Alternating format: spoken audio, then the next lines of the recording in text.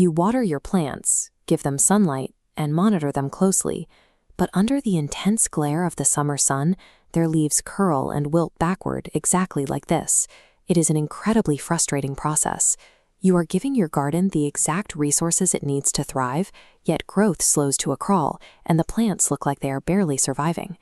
To fix this, we have to look at the hidden mechanism causing the stress. When sunlight gets intense, plants undergo a process called transpiration. They lose water through their leaves faster than their root systems can pull moisture back up from the soil.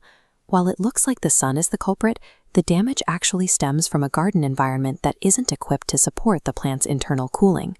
We can actually heat-proof a garden by implementing a 5-step adaptation system, adding compost, laying mulch, timing our watering, providing temporary shade, and spacing for airflow. Success in the summer doesn't require fighting the heat. It requires engineering a reliable balance between sunlight, moisture, and temperature. Step 1 starts in the dirt. Most gardens fail during high heat because they are planted in loose, dry soil. Mechanically, dry dirt drains too quickly. Right when midday evaporation is at its absolute peak, the moisture disappears before the roots have a chance to take it up. The immediate solution for this poor moisture retention is to integrate organic compost directly into your garden beds. Compost physically alters the dirt. It acts like a dense sponge, grabbing onto water when you hydrate the bed and releasing that moisture to the roots gradually over the course of the day. Adding organic matter is an essential first step. It changes the physical structure of the soil, allowing it to hold on to water far longer than untreated dirt. Step 2 builds on that foundation by applying a thin top layer of organic material, like straw, dry leaves, or wood chips, over the newly composted soil. If you leave soil bare, the sun hits it directly. This bakes the earth and instantly pulls moisture out into the air. This diagram shows mulch acting as a physical shield against evaporation.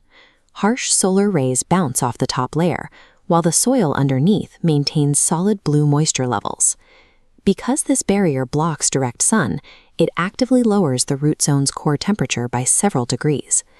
Mulch acts as a natural sunscreen for the roots. It slows down evaporation and ensures that every drop of water you apply stays exactly where the plant needs it. Step 3 tackles the most common human error during a heat wave, panic watering the garden right in the middle of the day.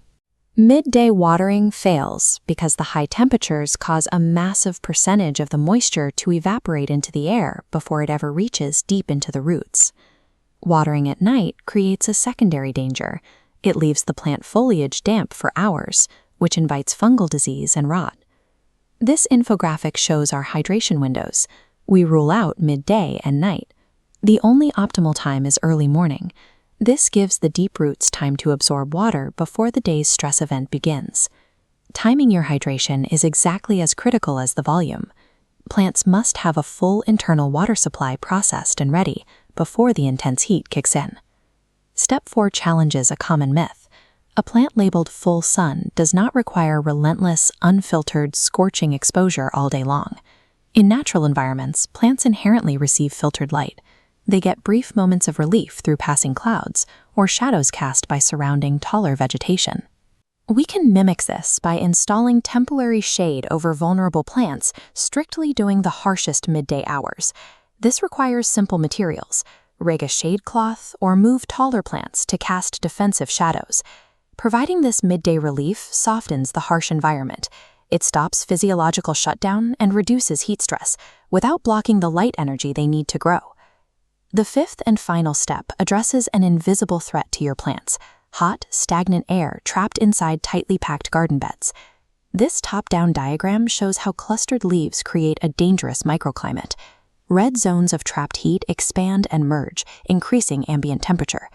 By uncrowding the bed to create open air channels, wind weaves smoothly through the gaps, instantly dissipating those trapped heat zones.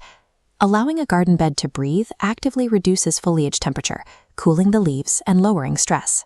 When we integrate compost to hold moisture, lay a mulch barrier, water early in the morning, soften the midday sun, and create airflow channels, the entire system stabilizes. The external environment is exactly the same.